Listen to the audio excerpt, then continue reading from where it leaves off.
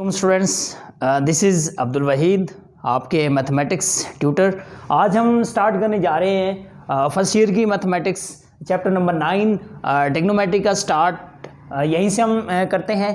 तो सबसे पहले हम देखते हैं कि ट्रिग्नोमेट्री क्या है, उसके बाद हम एंगल्स के बारे में देखेंगे, उसके बाद types of angles and then measurement of angles. सबसे पहले आते हैं introduction to trigonometry. Trigonometry is the branch of mathematics that deals with the study of triangles because trigonometry word is derived from three Greek words. Tri means three, gon means angles and metron means measurement. तो हम ये mathematics इस branch में triangle के बारे में पढ़ते हैं, जो कि बहुत ही इंपॉर्टेंट ब्रांच है। इसकी काफ़ी आगे स्कोप्स हैं, बिजनेस में, सर्वेइंग में, इंजीनियरिंग में। तो इसके बाद जब ट्रिग्नोमेट्री की बात आती है तो उसमें सबसे पहले हम बात करते हैं ट्राइंगल की। ट्राइंगल को डिफाइन करने के लिए हमारे पास ना दो चीज़ें होती हैं। सबसे पहली चीज़ उसकी साइड्स और दूसरी चीज़ उसके angles. Triangle consist of 3 sides and 3 angles. तो सबसे पहले हमें पता होना चाहिए what is an angle. Angle क्या होता? Two rays meet at a point form an angle. जब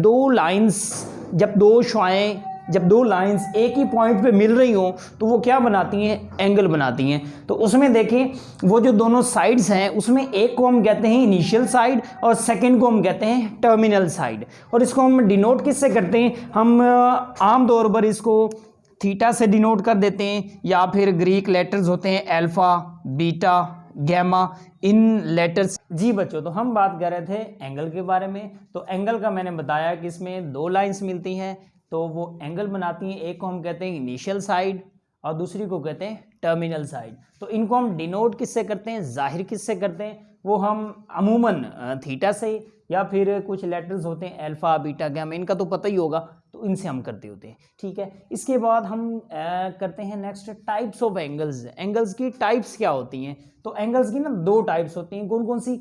एक होते हैं पॉजिटिव एंगल्स और दूसरे होते हैं नेगेटिव एंगल्स। अब एंगल्स पॉजिटिव और नेगेटिव कैसे हो गए, अब वो मैं बताता हूँ। पॉजिटिव एंगल्स कब होते हैं? जब हम उसकी रोटेशन दिखाते हैं ना। इसमें रोटेशन 2 टाइप की हो सकती है, या तो क्लॉकवाइज हो सकती है या फिर एंटी क्लॉकवाइज हो सकती है। क्लॉक, आप बच्चों आपको पता है कि क्लॉक जो है वो किस साइड पे मूव करता? इस रोटेशन में। इस रोटेशन को हम कहते हैं क्लॉकवाइज रोटेशन। और इसको अगर हम अपोजिट कर दें तो इस रोटेशन को हम क्या कहेंगे?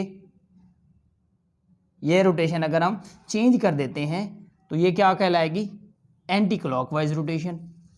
तो अगर ये जो हमारा एंगल है इसकी रोटेशन अगर एंटी क्लॉकवाइज होगी तो इस एंगल को हम क्या कहेंगे? पॉजिटिव एंगल कहेंगे। जैसा कि आप लोग यहाँ देख रहे हैं, ये इसकी इनिशियल साइड थी, ये टर्मिनल साइड थी, और हमने इसकी रोटेशन कैसी बनाई है? Anti clockwise. बिल्कुल जो क्लॉक की सुइयाँ होती हैं उसके बिल्कुल मुखालिफ सिमत में हम उसको लेके गए हैं। तो ये कौन सी टाइप कहलाएगी? Positive angle. इसके बाद हम देखते हैं नेगेटिव एंगल्स। नेगेटिव एंगल बिल्कुल easily, if the rotation is clockwise, अगर उसकी यही वाली रोटेशन क्लॉकवाइज होगी तो फिर हम उस एंगल को क्या कहेंगे? जैसा कि ये मैंने दिखाया, ये क्लॉकवाइज रोटेशन है तो ये वाला एंगल कौन सा कहलाएगा? नेगेटिव एंगल कहलाएगा। इसको हम नेगेटिव थीटा से शो किया, इसको हमने पॉजिटिव थीटा से शो किया था बच्चों। इसके बाद हम चलते हैं मेजरमेंट ऑफ एंगल्स। आपको पता है कि कोई भी क्वांटिटी है तो उसको मेजर भी करते होते हैं। तो यहाँ इसको मेजर करने के लिए, एंगल को मेजर करने के लिए हमारे पास 2 सिस्टम है। एक है सेक्साजेसिमल सिस्टम, यानी हम उसको आमतौर पर, जो आप लोगों को पता है, वो है DMS system. D for degree, M for minutes and S for seconds. Degree, ये बिल्कुल बारीक सा निशान डिग्री का आपको जानते ही हैं। M के लिए हम ऐसे एक प्राइम लगा देते हैं और S के लिए डबल प्राइम लगा देते हैं, इससे हम सेकेंड्स को शो करते होते हैं। और दूसरा है सर्कुलर सिस्टम, जिसको हम रेडियन कहते होते हैं, जो आप लोगों को पता रेडियन का। DMS सिस्टम में a circle is divided into 360 equal parts. एक दायरा जो है उसको हम 360 बराबर हिस्सों में डिवाइड कर सकते हैं, तकसीम कर सकते हैं। उनमें से जो एक होगा उसको हम कहेंगे डिग्री। ठीक है, तो उस सिस्टम को हम डीएमएस कहते हैं। और नेक्स्ट जो हम देख रहे हैं वो है रेडियन। रेडियन क्या है, ये भी इसी की एक मेजरमेंट की टाइप है, जिसमें हम क्या देखते होते हैं, the angle subtended at the centre of the circle by an arc whose length is equal to radius of the circle. ये बहुत ही इंपॉर्टेंट है कि इस कॉन्सेप्ट को समझना थोड़ा सा मुश्किल भी है, लेकिन मैं आसान करके बताता हूँ।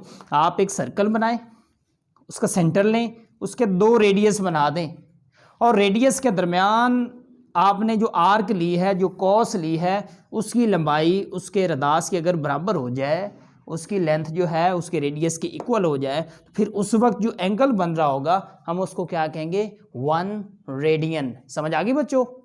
नेक्स्ट, हाँ, इसका जो रिलेशन होता है उसको हम कैसे डिनोट करते हैं, L is equal to R theta. L क्या है यहाँ पे, लेंथ ऑफ आर्क, R क्या है, रेडियस ऑफ सर्कल, और थीटा क्या चीज़ है, एंगल है जो उस वक्त बन रहा होता है। इसकी मेजरमेंट हम किस में देखते हैं, उस वक्त रेडियन में देखते हैं। हाँ, तो जो मेजरमेंट्स हमने देखी हैं, ये डीएमएस एंड रेडियन, इनका क्या आपस में भी कोई रिलेशन होता है? जी बिल्कुल होता है। वो क्या है कि 360 डिग्रीज ये इक्वल होता है 2 पाई रेडियन के। मैंने जैसे पहले आपको बताया कि एक सर्कल को हम 360 डिग्रीज में हम डिवाइड कर सकते हैं, तो इसी तरह अगर रेडियन में देखा जाए तो वो किसके इक्वल होता, 2 पाई रेडियन के। हम ये 2 अगर डिवाइड कर दें तो हमारे पास ये इक्वल आता 360 डिवाइडेड बाय 2, 180, 180, ये बराबर किसके है, पाई रेडियन के। तो यहाँ से ना हम 1 डिग्री और 1 रेडियन की वैल्यूज फाइंड कर लेंगे। कैसे, ये हमने क्या किया, 180 इधर डिवाइड कर दिया, तो यहाँ 1 डिग्री की वैल्यू हमारे पास क्या आ गई, 0.0175। ये वैल्यूज़ बच्चों आपने याद रखनी है, बड़ी काम की चीज़ है। इसके बाद हम अगर इसको देखना चाहें रेडियन किसके इक्वल होता, 1 रेडियन, तो आप क्या करें, 180 डिवाइडेड बाय पाई कर दें। पाई की वैल्यू आपको पता ही है कितनी होती है, पाई की वैल्यू 3.14, तो ये आपने यहाँ यूज़ कर देनी है। तो यहाँ हमारे पास रेडियन की वैल्यू आ गई है 57.296। तो बच्चों आज का लेक्चर उम्मीद है आप लोगों को पसंद आया होगा।